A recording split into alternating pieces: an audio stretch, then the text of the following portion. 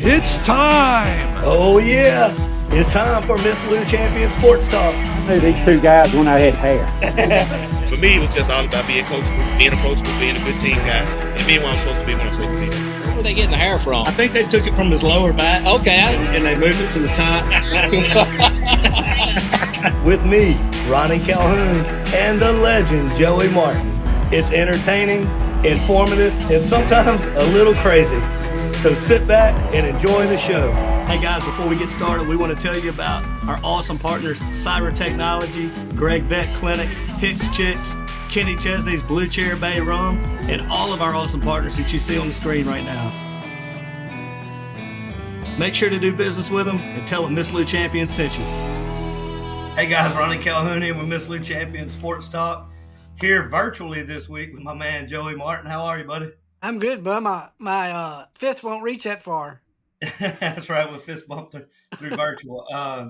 As always, we're brought to you by Magnolia Bluff Casino. Make sure to catch all the big games in the sportsbook section. TVs everywhere. Maybe even place a bet or two while you're down there. And as also always, driven by Sango GMC, our buddy Mart Sanguinetti.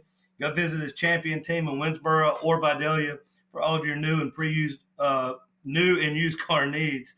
Thank you to all of our amazing partners out there, including Concordia Sentinel. And thank you to our military men and women serving around the world and to all of our veterans. We always like to get that in. Joey, we've got another champion show today, and I'm pretty pumped about this. I'm pretty excited. We've got a guy that I think you've met before. I know him a little bit. Yeah, he's the co-host of The Morning Drive, and his name is Jake Martin. Yes. How do you know that guy? I just got him through school. That's about it. just from raising him, huh? Yeah. So for all of you guys out there watching it that don't know, Jake is Joey's son, and Jake has been up there in Monroe for how long? Ooh, it has to be about 7 or 8 years. We'll have to ask him, Ronnie. But yeah, he sports editor of the Ouachita Citizen, and like you said, he has the works with Aaron Dietrich at Channel 8. They have the morning drive show, and also does a little Dandy Don. Yeah. I know you're proud of him, and really. Yeah, I know you are, and I know he's proud of you. He came in whenever you got the Concordian of the Year award the other night, so I know that was a special moment for you guys to share. Yeah. But before we get him on the show, main thing is he gave me my grandkids, brother. That's right. Before we get started, before we get him in the studio, let's talk some local sports. I know I'll let you get started, but I know Delta Charter had a really wild one the other night. Is that where you want to get started? Yeah, my head is still spinning over that one. That was just incredible, Ronnie. I've never seen anything like that ever. It was just 84-82. Is that correct? Or 82. That is correct. It was just back and forth. And everybody comes up to me, boy, there was no defense in that game. And I say, well, I mean, I wouldn't say there was no defense. It was more guys on the offense just would not be denied. Just that's as hard as I've seen Tyron Singleton run all year.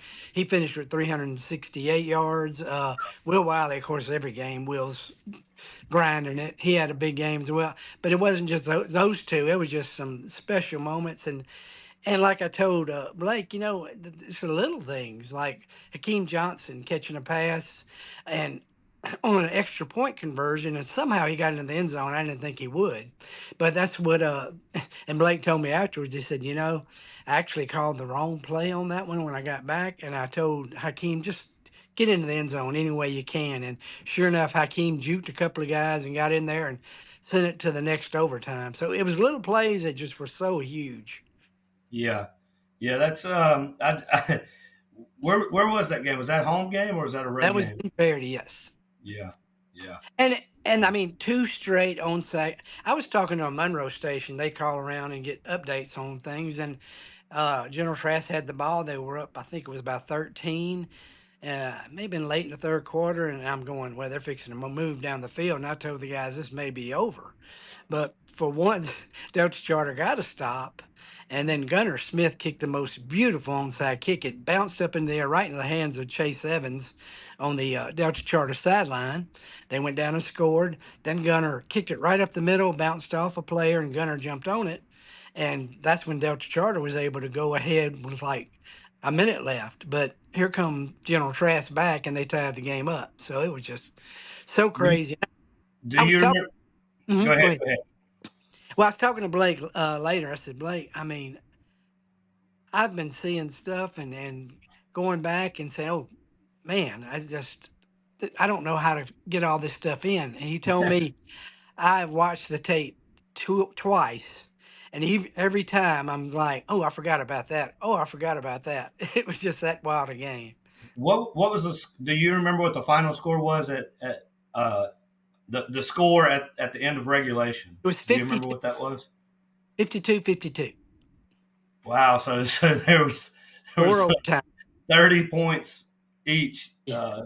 30-32 scored in the in overtime. It was 8-8, and then Delta Charter scored, got the conversion.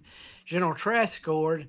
They went to throw a pass, and sophomore Jackson Myers reached up just enough to tip it, and it was enough to be incomplete, which, bless his heart, Jackson had fallen on General Trask's first touchdown, and the guy was wide open, so it felt bad for him on that. For him to come back and make that play, that was just awesome. Yeah, good for him to redeem himself. And I've been calling around, Ronnie, trying to make sure this was a state record. I talked to a guy at the LHSAA, Ethan Anderson. He told me he's called a couple of websites, talked to coaches, and he told me, he said, as far as I know, that is a record.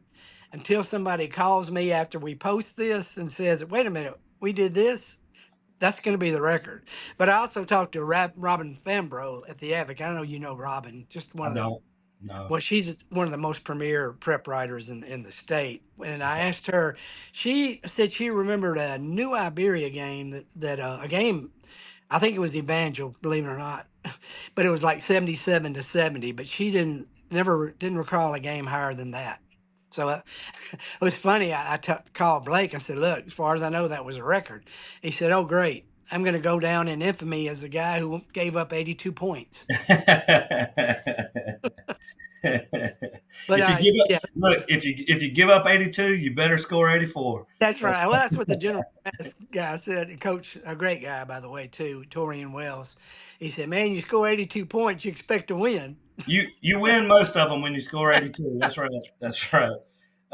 What else moving? Is that it about that game, or you want to? Yeah, that's pretty much it. Who else? What else do we have going on? Well, Vidalia lost their homecoming game to Marksville and played much better. It was 50-24, but I mean, they scored a lot of their points late.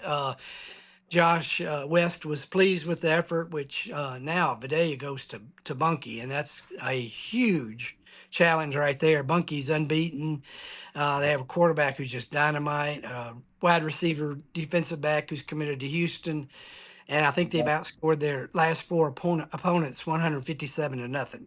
So that's going to be a huge undertaking for them. Yeah.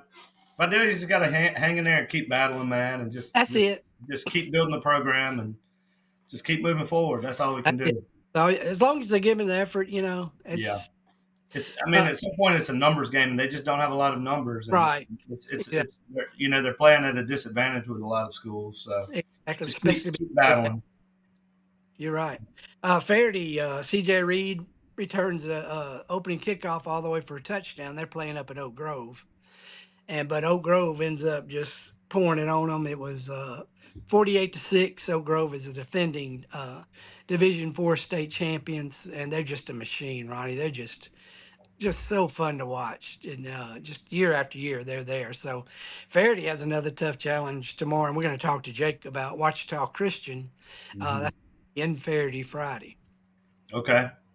And who else we got here? I got ACCS starting playoffs tomorrow night. They're going to Meridian to face Lamar. And, last year on their way to state championship, AC had to play all their playoff games on the road.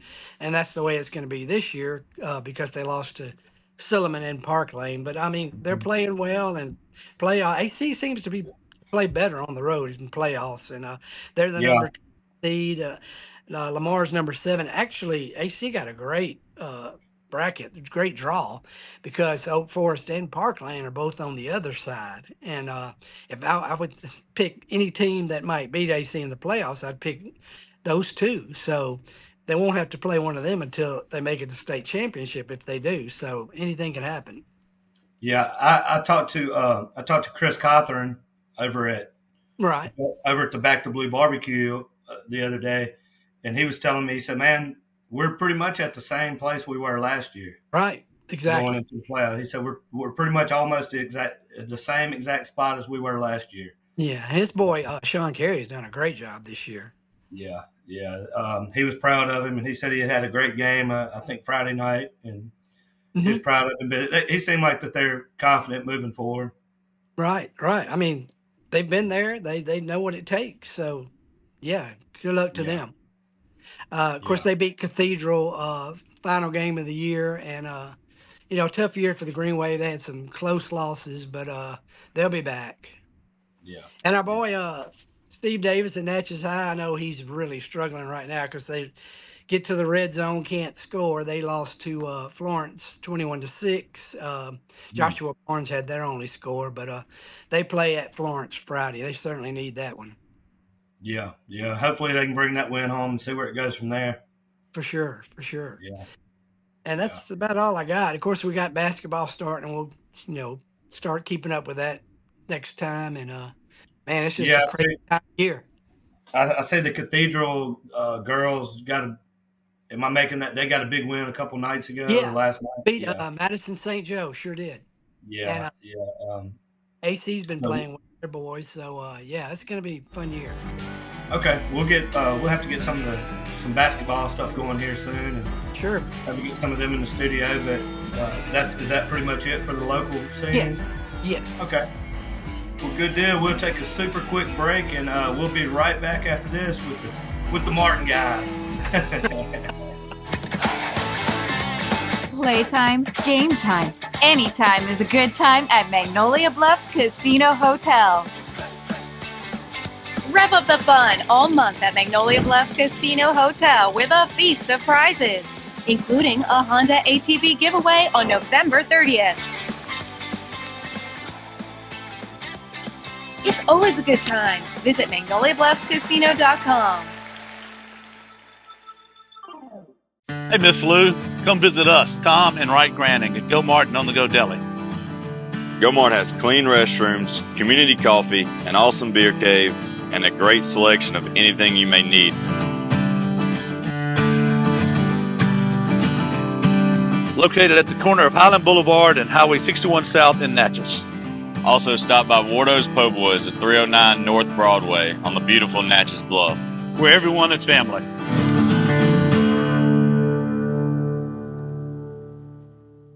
Guys, Ronnie and Shannon here with Miss Lou Champion Spotlight. And we're here at our amazing partners, Gregg Veterinary Hospital. Gregg Veterinary Hospital has been providing comprehensive, reliable, cutting-edge veterinary services to pets in the Miss Lou since 2002. They welcome pets of all shapes and sizes who are in need of emergency treatment or who require routine medical, surgical, and dental care. Dr. Gregg and his team offer a long list of services, including in-house laboratory diagnostics, digital x-ray, soft tissue, orthopedic surgery, dental care, extractions, laser surgery, laser therapy, preventative health, and wellness plans. And if you need grooming and boarding services, they do that too. So call Gregg Vet today.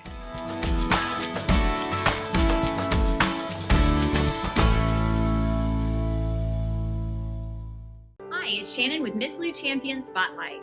If you like what we're doing, be sure to follow, like, share, and even comment on all our content.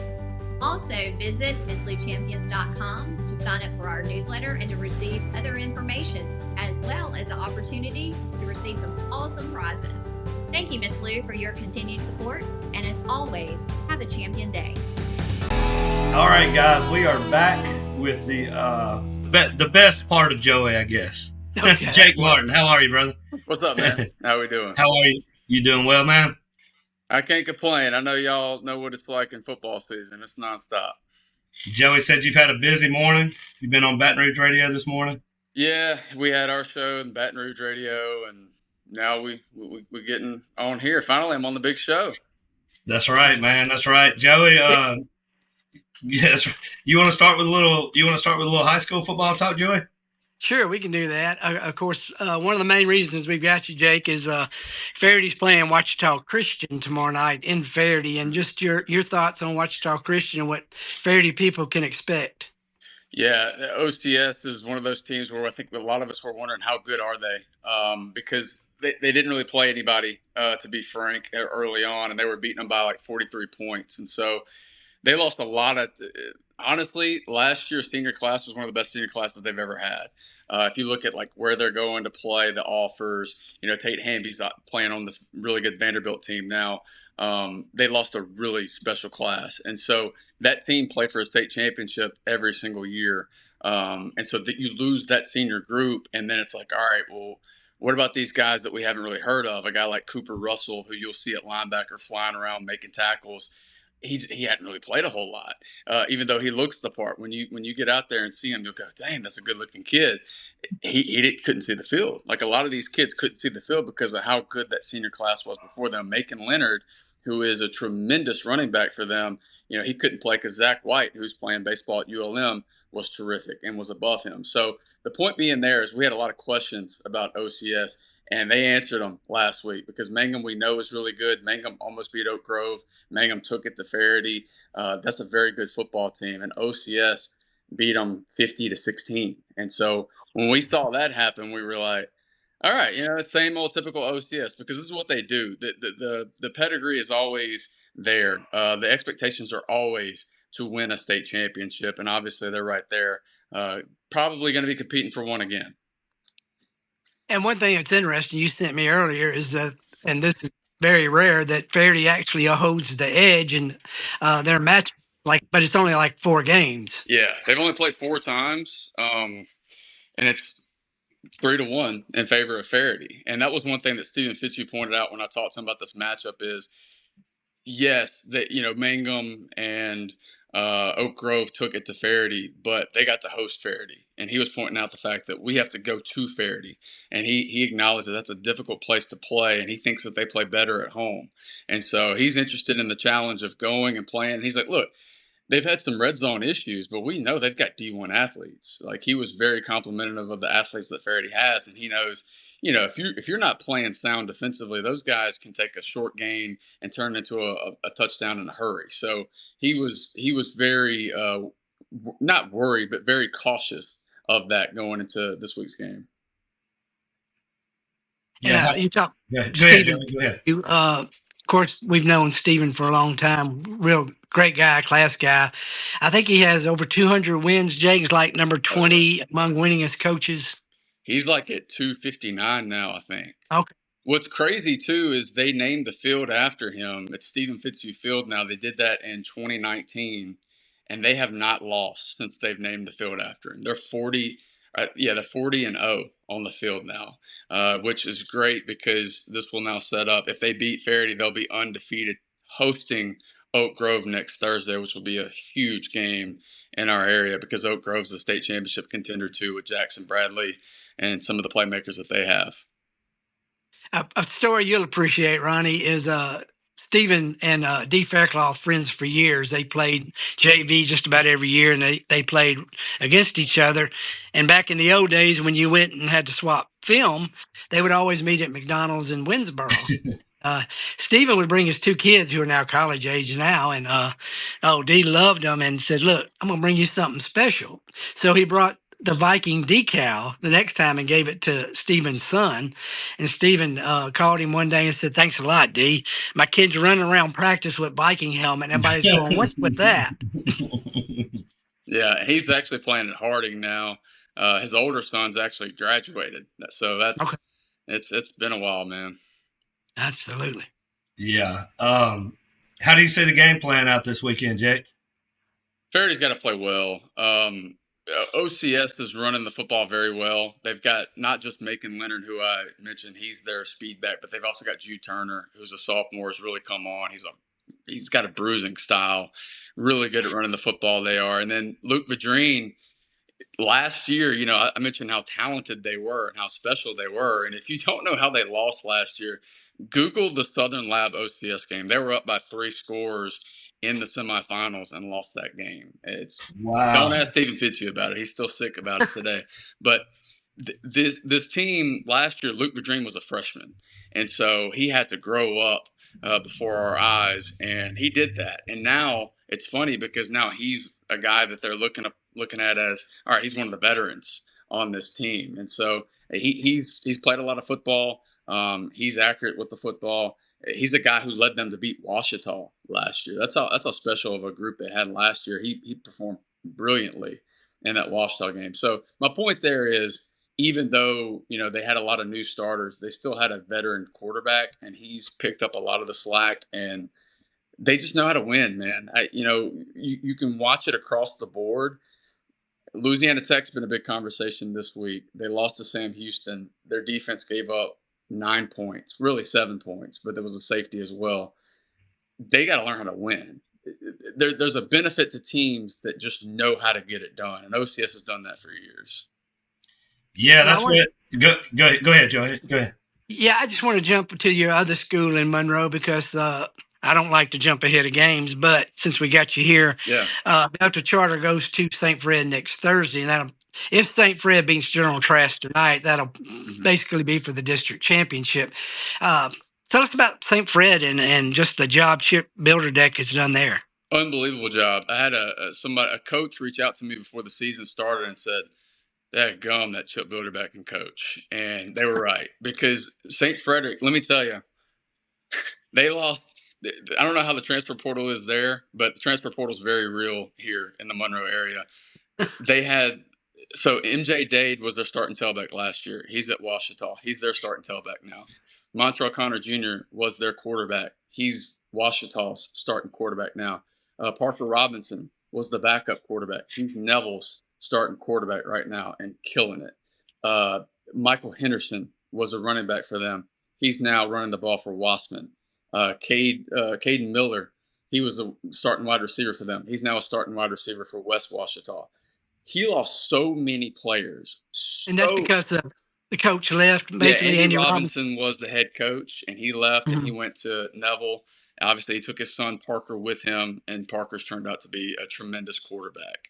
Andy Robinson actually threw his name in the hat for the West Monroe job, and there were some who wanted him to get it because they were thinking ahead and saying, we can get Parker. Because Parker's, he was known. Like, everybody knew he was going to be a good quarterback. We didn't know he'd be this good, this quick, but we knew he was going to be special. So you lost all of those players.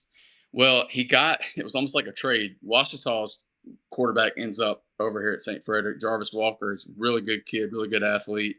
JoJo Taylor from Richwood, he ends up transferring in. And then Delta Charter fans are going to hate this, because if they would have got him early, they would have avoided this guy. But William Patrick's now back out with the football team. And if you don't know that name, if you don't follow baseball recruiting, he's a guy who's committed to LSU, tremendous baseball player. I heard recently that he worked out with the pro team. I don't know if I can disclose which team that was, but they liked him. Liked him so much that I think they're planning an in-home visit. So he could end up being drafted. He's a tremendous, tremendous athlete, one of the best athletes in Class 1A.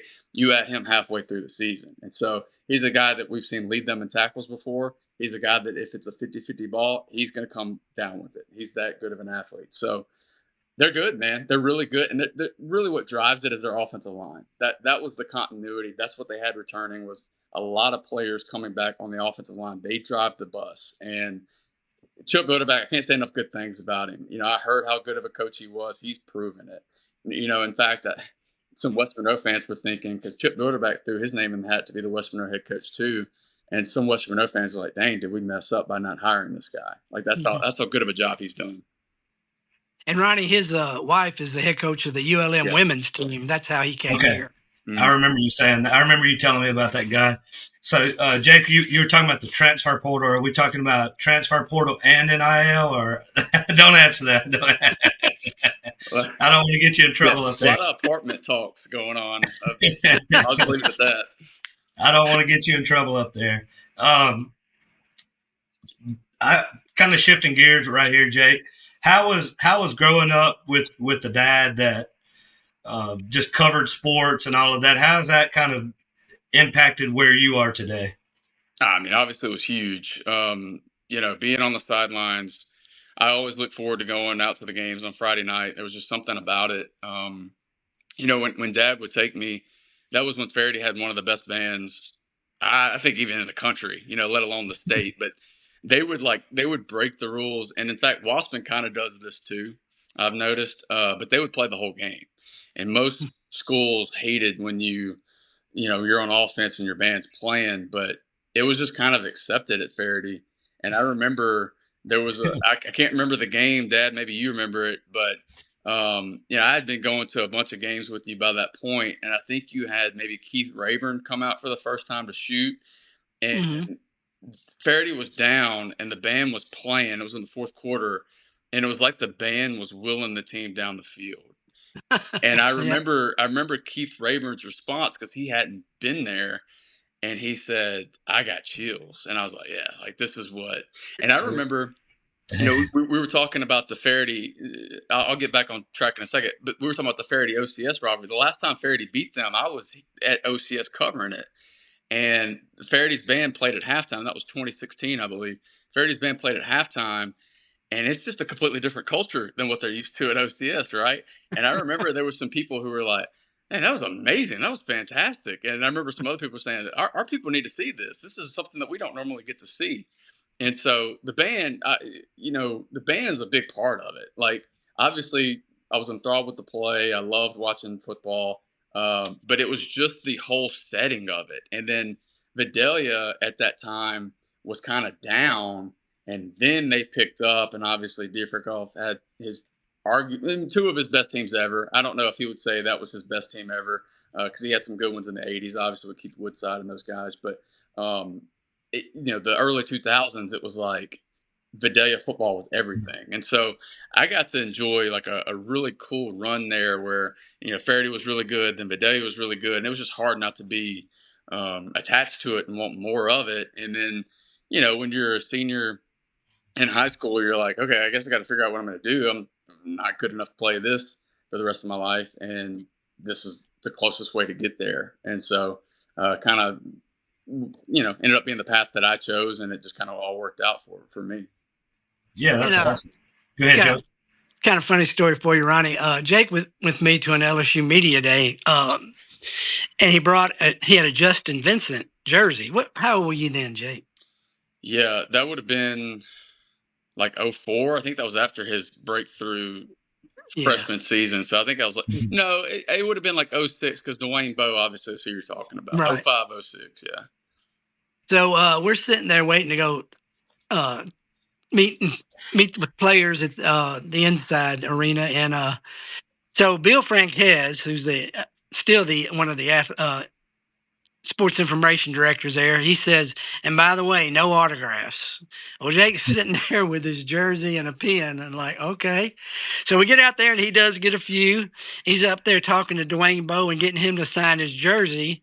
And Bill walks up, "You can't have any jersey. You can't have any signings." What did Dwayne tell him, Jake? "Oh, that's my boy right there. I call him every night." But Dad did stuff that I would never, like, my kids are not going to get to experience what I got to experience. Like, Dad broke the rules constantly. Like, let's be honest. And I think back to that and I cringe. I'm like, oh my gosh, how did he let me do that? Like, I was in the press box when I was like 15. Wow. Yeah. Joey the outlaw. He was. He didn't care about He the also rules. got to get the autograph that day of Andrew Whitworth, who he's now good friends with and covered in Monroe. Yeah. I got to make the phone call to Big Wit that he was going into the Hall of Fame, which was really cool. Really cool. Wow. Yeah. Yeah. So, Jake, what was it like playing for Coach Fairclough? Oh, it was awesome. And it was probably unique for me because I got to, I was on the sidelines with you for so many years, and so I revered this man. Like, I thought he was it, and playing for him, obviously he had all the one-liners. If he's watching this, I used to always, when we worked out, I used to always bring up the Yankees when I wanted to break because he would get so upset at the Yankees, and so he was a huge Yankees fan. And he would get so upset at A-Rod. And I would, hey, Coach, what A-Rod do? And he'd start ranting, and he'd give me a breather. But no, I loved playing for him. He asked me to play center my senior year, and I've never played center. And he's like, oh, by the way, you're going to the spread offense. I'm thinking, oh, okay, great. And so he, to his credit, would meet with me before we worked out. He would show up earlier, and then I would show up with him, and he would take snaps from me. And so he talked the talk and walked the walk, man. He slept and breathed football. Like it was his life. And so, playing for him was awesome. It really was a real treat for me because obviously I got to see him, from a different point of view growing up, and then getting to play for him was terrific. Yeah, I think he told you, and you told him, said, Coach, I've been playing guard. I'm not used to snapping the ball. And I think he told you, I'm going to be your best friend this summer working with you. Yeah, he was. First snap went over his head and hit like the bulletin board. And I just remember him looking back and going, okay, all right, we got our work cut out for us. We did. But I know Jake don't want me talking this, but he only had one bad snap the whole year, which is amazing. Yeah. Move on. How do you guys balance, because you're both sports junkies, how do you guys balance sports and life whenever you're at Thanksgiving? Do you just talk sports the whole time, or what's that balance like? What's interesting is most people seek you out. I know that, like, I've experienced, like, I used to hate going to Walmart with Dad because he would stop and talk to everybody, and everybody would want to ask sports questions. Your mom still hates doing that. Well, and now, my wife gets it now at church. Like, we can't leave church usually. Like, people are stopping and talking, and it's because people love sports, and and I like talking about sports, and so I don't mind it. My wife jokes that she doesn't. She's not even joke. She doesn't listen to our show in the morning. Because she's like, I get it at home. Like I hear it anyway. So yeah, I mean, I think the biggest balance for me, or the toughest thing for me, has been having young kids, and especially in football season, it's not unforgiving, and it's not like it's hard work. It's not like I'm working in a ditch or something. But when you have young kids, you got to help out around the house, and sometimes that's a little tough. When you're constantly talking to coaches, writing, doing interviews, whatever. So that's been the difficult thing for me. In fact, I've had to kind of pull back. I used to have a Saturday show. I don't do that anymore because it was just too much. But when you're young, anybody's out there wanting to do it, you got to do it all. And it was kind of hard for me to turn that off a little bit because you got to get experience. You got to get your name out there. And you've got to make connections. And I'll say this, Dad is a much bigger people person than I am, than I ever was. And so I like to put my head down, work, get out of there, done. If I don't have to talk to anybody, that's fine. Like I'm not like a big outgoing person, but Dad always was. And I still, to this day, this is actually my oldest employer now. I write for DandyDon.com, and I would have never written for Dandy Don if it wasn't for Dad. Because when we were at one of those media days, I was writing for Bleacher Report at the time, just covering LSU for Bleacher Report. I think the Sun Herald at the time. And Dad introduced me to Scott Long. And I remember we were leaving. Like, we were done with our interviews. And Dad was like, wait, I want to go speak to Scott Long. And I'm thinking, Dad, we got our interviews. Like, let's go, man. Like, let's go long day. Let's go. And he went out of his way to go talk to him. And just like that, he said, "Yeah, my son writes for Bleacher Report." And Scott was like, "I'm looking for help. Was he interested?" And we started talking, met Scott, and the rest is history. Like, I've been working for him for 12 years now. So it's things like that where, Dad's just been such a people person, has made so many different connections to where you don't think about that stuff. Like, when you're into the business, you're just like, I just want to work. I just want to get the work done. But Dad was always good at that. Well, Scott's dad was Don Long, who had founded Dandy Don, and we were real great friends and corresponded a lot with each other. And that's one reason I really wanted to talk to Scott, and that certainly turned out well for Jake. Yeah, Dandy Don's been around a long time. I remember Dandy Don from way back in the years. Yeah. 96. It's the oldest fan blog going for LSU. And I'll say this for Dad too, like, getting to participate in some of these Hall of Fame things, Louisiana Sports Hall of Fame. There's so many people that ask about Dad, and there's so many people who, want to see Dad get his due because of what he's meant to them. And it's, because he's worked in a small market for so long, obviously, he probably doesn't get as much praise as he deserves statewide. I know a lot of people in that area appreciate him, but it is amazing to see how many sports writers come up to ask me about Dad and how he's doing and how grateful they were to him for helping out. Because Dad always helped out other sports writers in the state, and they don't forget that. And so they do a lot of Dad. Okay, that's enough of that. Now, so Ronnie, Jake decides to go to Nicholls State, and his mom and me are going, well, that's a great school, good journalism school. And then later I find out, what made you want to go to Nicholls State, Jake? They had the Manning Passing Academy there, and I knew I could interview the Mannings and the best college quarterbacks in the country every single year. And I just thought, man, that's a great opportunity. And so that was, but I love Thibodeau. Thibodeau was awesome. Yeah. Well, it's a better reason than I went to LSU. I just went for the pretty girls. So that's there you go. People are like, what were you thinking when you went to college? What were you thinking about? What you want to major in? I was like, I really wasn't thinking about much. Yeah. So at least you had a plan. And I also want to give you a minute to speak on. I know that I saw you at the Chamber Gala over in Vidalia recently, and just give you a talk and be quiet, Joe, and let him talk. But I want to give you a minute to brag on your dad because it was such a well-deserved Concordian of the Year award. And what did that mean to you guys as a family? Yeah, I mean, it's awesome. And I kind of just spoke about it in terms of like statewide, what he means to a lot of people. And obviously he means a lot to a lot of people in the parish, but Dad was always putting the kids first. Dad was always, I mean, he's always been selfless, and you kind of see that in his work. It's never been like, there's some people who get in this business. I've met quite a few of them, unfortunately, who they want to be famous, right? And it's an easy way to get famous. You're constantly, doing interviews, constantly getting your name out there, and they kind of fall in love with that. But Dad never did. Dad was always about giving back to the community and highlighting kids. And, I know he gets it a lot because I get it a little bit up here where, parents come up to you and they say, I just want to thank you for doing it because I get to keep that forever. I get to keep that paper, locked away, and it's special. And Dad's done that for decades. And so, yeah, I mean, obviously as my dad, I'm biased, but we were very proud of him. Yeah. Yeah.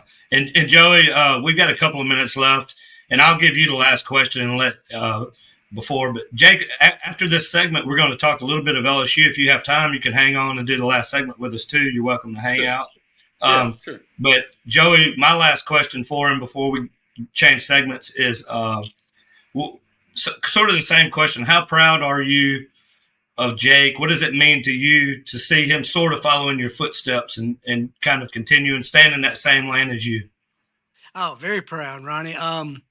Yeah, it was extra special having him on the sideline for so many years, and he really had a great camaraderie with the coaches and the players. Players always loved seeing him there, and would talk to him. But just very proud of what he's done, and he's a hard worker. It's just the the way he goes about his job, his work ethic is, not unmatchable. He just really does a great job up there, and I'm just so proud of him and glad he's at an area where he can see so many good athletes. Yeah. Well, I'll give you the last question for him for this segment, and then we'll take a quick break, watch some talk some LSU. Yeah, I talked to Jake earlier and give him some time to think about this because I know, this is not one of those questions you can answer right away. But of all the athletes you've covered, Jake, in high school and in the Monroe area, who was the biggest surprise as far as what they did at the next level? Yeah, I did have to think about that. And I actually have the perfect answer. It's Taylor Young. So Taylor Young was a great athlete at West Monroe, but he was undersized. He's like, I don't want to even throw something out there and get it wrong, but he's not a tall guy. Let's just put it that way. Taylor Young played football and baseball at West Monroe, and he goes on to play baseball. By the way, he was part of one of the best baseball teams West Monroe's ever had. They didn't win the championship, but that 2017 team, they won 29 games in a row. They had Jacob Pearson on it, who was a third-round draft pick. They had Slade Bolden on it, who a lot of people know from football. He was a star at Alabama. They had so many great players, obviously Taylor Young. But Taylor, he was going to Louisiana Tech, and look, I've seen this story before. Like, he maybe be a role player. Maybe he'll start, and, maybe he'll start when he's a senior and do something. He goes down as one of the best Louisiana Tech baseball players of all time. You can go look up his credentials. The guy was an All-American. The guy was a Conference USA tournament MVP. He was every time he was up to bat, he got on base, and he was one of, if not the biggest part of Lane Burroughs changing the culture at Louisiana Tech. Like, Louisiana Tech baseball is a force now because of players like Taylor Young. So it would have to be him, just because it doesn't shock me. Like, he has a bulldog mentality. It doesn't shock me that it was successful. It does surprise me that he goes down as one of the greatest Louisiana Tech players of all time. And then now he's trying to make his way through the Dodgers farm system, and he's killing it there too, which by now it doesn't surprise me at all. I mean, the kid's just a really good athlete, really good at baseball, knows how to get on base. That's awesome, man. We had a guy here from Vidalia kind of like that, Jared. Yeah. And his brother. I mean, no doubt. They were both great. But yeah, Joe, you got anything else before we change segments that you want to hit? We're good, brother. Okay, well, Jake, I appreciate you joining us and hang out, and we'll be right back after a quick break because I'm interested to get your thoughts on the LSU A&M game. We'll be right back after a quick break. Hey, y'all, it's Ronnie and Shannon with Miss Lou Champion Spotlight. And we want to tell you about our awesome partner, J.E. Hicks Distributing Company, also known as Hicks Chicks. Hicks Chicks is a local, family-owned food distribution company that has been serving the Miss Lou since 1945. You already know they serve all of your favorite restaurants, but did you know that they are also open to the public? Hicks Chicks has a variety of food products, including delicious heat and eat options like chicken and dumplings, white bean chicken chili, lasagna, and gumbo. They also carry a wide variety of seafood options like shrimp, crabs, tuna steaks, salmon, and catfish. And don't forget about their delicious burgers that are already pattied up for you, and their amazing dessert options. So stop by today at 1380 Martin Luther King Jr. Road in Natchez. Hicks Chicks. Way more than just chicken.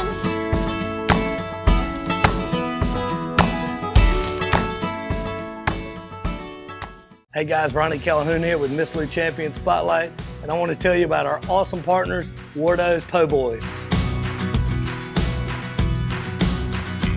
Wardo's was created in honor of Allen Ward Granning III, fondly known by family and friends as Wardo. In 2019, the oldest brother of the tribe passed away unexpectedly. His remaining siblings and loved ones wanted to honor his memory in a special way. In 2022, Ward's family decided to combine the need for a sandwich shop in downtown Natchez with a desire to pay tribute to Ward's love of good friends, good times, and great food. Through blood, sweat, tears, and countless hours of hard work, Wardo's was born.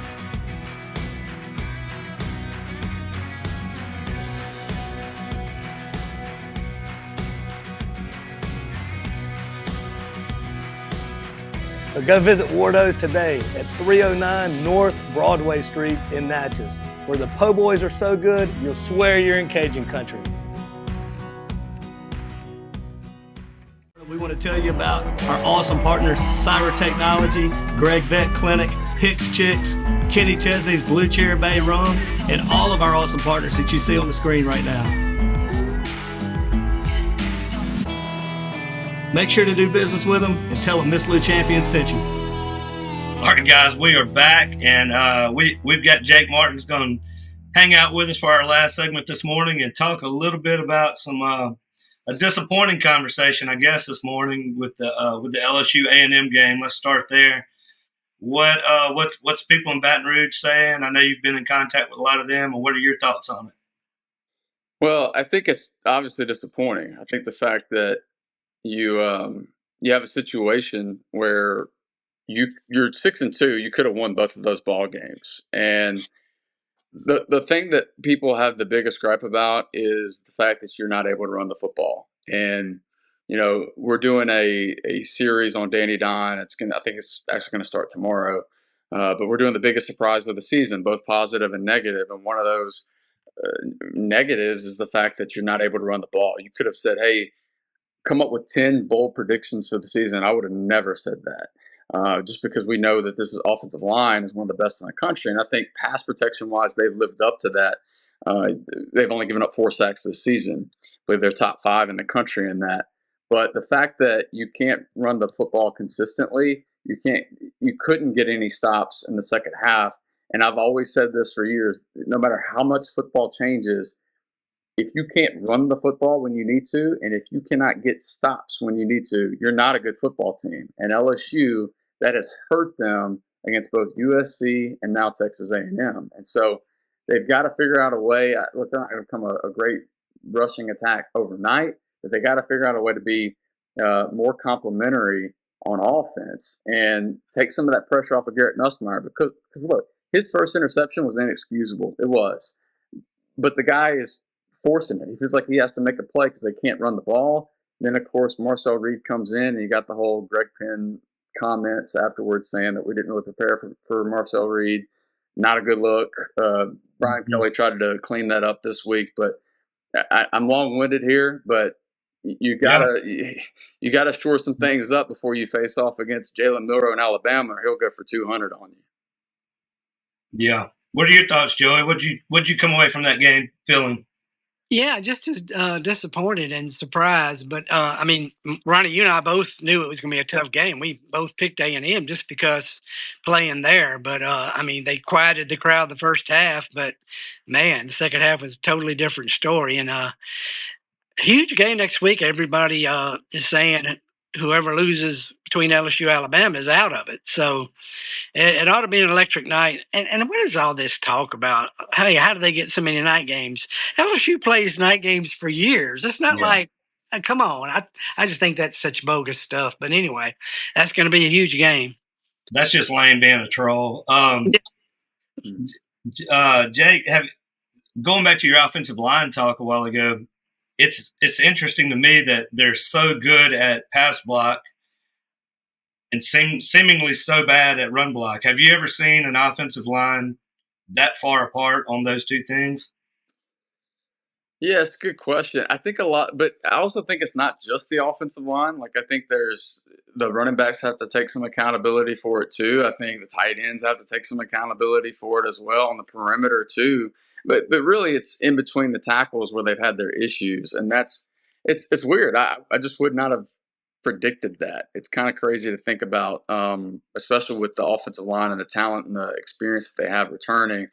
And maybe we should look back and go, hey, a lot of that was just how special Jaden Daniels was, And I'm sure that is some of it. But we all kind of thought, okay, it's going to be a different rushing attack this year. There's going to be a lot more pin and pull, and we haven't really seen it. And I think LSU's quick to abandon it. Some of the play calling, it does fall on Joe Sloan and company with that. But overall, the offensive line has been disappointing in terms of run blocking. Absolutely. But yeah, look, the pass blocking too, Garrett Nussmeier deserves a lot of credit for getting the ball out of his hands quickly. Thought he's done a great job of that all season long. But, it was really after he got stepped on he wasn't really the same after that in that Texas A&M game. He got hobbled a bit, and his accuracy kind of went, and then obviously he was forcing it at the end there. Do you follow recruiting much? Not as much as Scott. I mean, I do follow it, and obviously I get to see a lot of these players. But I know what everybody else knows, that this recruiting class is absolutely special. Yeah. It seems like Joey and I talked about this, but it seems like that if they can keep this class together that they have for 2025, it seems like that might be when Kelly finally puts this thing together with some of those guys coming in. I just hope that he can keep them together and we can see all those guys on the field, because it seems like that they have some extremely talented guys coming in. I guess my question is, how do you feel about the future moving forward? Yeah, I mean, I see comments about Brian Kelly. I think that's silly. I think Brian Kelly's a top 10 coach in the country. We're not talking about Brian Kelly going out and losing to a Troy. We're not talking about Brian Kelly going out and losing to a UAB. They're beating teams they're supposed to beat, but there's been some disappointing contest in there. And I think, obviously the defense was just a catastrophe last year. This year, the defense has already gotten much better. And what I like about Brian Kelly is he's quick to identify mistakes and correct them. I think he's still kind of paying for it a little bit with the whole Corey Raymond situation. He should have brought him back instantaneously. And I think he understood that. And I think he also understood, like, Napoleon as a recruiting coordinator is not going to work. So he fixed that. Frank Wilson's now the guy. So, he corrects his mistakes, and I give him credit for that. And so, yeah, the future's bright, but I'm still not giving up on this season either. They've got like a 22% chance to make the college football playoff. Obviously, that improves dramatically if they beat Alabama at home. It's not going to be easy because Florida is playing much better than we thought. Going to the Swamp's tough. Vanderbilt, obviously a lot better than everyone anticipated going into the season. And then you finish up, of course, with Oklahoma at home. I don't think they're getting to the SEC championship game just because A&M's unbeaten. You got 3 teams with 1 loss. Well, I guess 4 teams, including LSU. I don't see them getting into the SEC championship game, but you don't have to make the college football playoff. So they went out, they're in. I wouldn't give up on the season just yet. And not playing in the SEC championship is probably their best opportunity to get in, because you take a loss to Georgia or somebody like that, you're out. Yeah. Yeah, so that might actually set up perfectly for them. Mm-hmm. Joey, how do you feel about the rest of this year? Yeah, it is a long shot. They certainly have to play better, and I'll be surprised if they make it in. But I want to one last thing with Jake. You got West Monroe Neville tomorrow. Just what's the atmosphere like there? It's gonna be crazy. Last time they played was 2021, and it was an absolute scene out there. You had that 2021 Neville team should have won a state title. They were that talented. You had Will Campbell on the line. You had A.J. Allen in the backfield. I mean, they had an Ichi Slay. I mean, they had like Auburn, LSU, Miami. You're talking about big time Power 5 recruits all over the place. But they won. They broke the streak. Neville had not beaten West Monroe since 1995. 2021 team broke the streak. They stopped playing. Got a little, these two schools aren't exactly in love with each other. Let's just put it that way. And it's like a mile separating the two schools. And so now you got district title implications attached to it. Neville looks like a state championship team. Parker Robinson, I just watched him go 26 of 30 against Washita, which was crazy to see a sophomore perform like that. Now West Monroe's got to try to slow him down, and West Monroe is 5-3. Their 3 losses are to teams who have combined for 20-3 on the season. So we're still trying to figure out, can West Monroe make a run here in the postseason? So I think they can. I think we've yet to see the best of West Monroe this year. What happens if we see it Friday night? Can Neville handle that, or does Neville just put it on them like they put it on Washita last week? So I get a little long-winded. Sorry, I'm very fired up for that matchup. Yes. Look, don't apologize for that. We get long-winded too. Joey, you got anything else before we get out of here? I'm good, buddy. Jake, you got anything you want to hit on before we get out of here today? No, just if you're interested in what we got going on up here, WashitaCitizen.com. I do a radio show with Aaron Dietrich every morning drive with Aaron and Jake. Check out our Facebook page. And also DandyDon.com. Yeah, well, we appreciate your work that you're doing, man. I love doing this with Joey, and we love following you, and I love seeing you follow kind of in Joey's footsteps, I guess you could say. That's really cool to see to me. And we'll have to get you on again, man. We'll have to get you on more. And we appreciate you. Appreciate the work you're doing. Thank you, Joey, for getting all this set up. Thank you to all of our fans out there, our viewers out there that watch this every week. Thank you to all of our amazing partners who help us do what we do. God bless everybody out there. And as always, have a champion day. Playtime, game time. Anytime is a good time at Magnolia Bluffs Casino Hotel. Rev up the fun all month at Magnolia Bluffs Casino Hotel with a feast of prizes, including a Honda ATV giveaway on November 30th. It's always a good time. Visit MagnoliaBluffsCasino.com.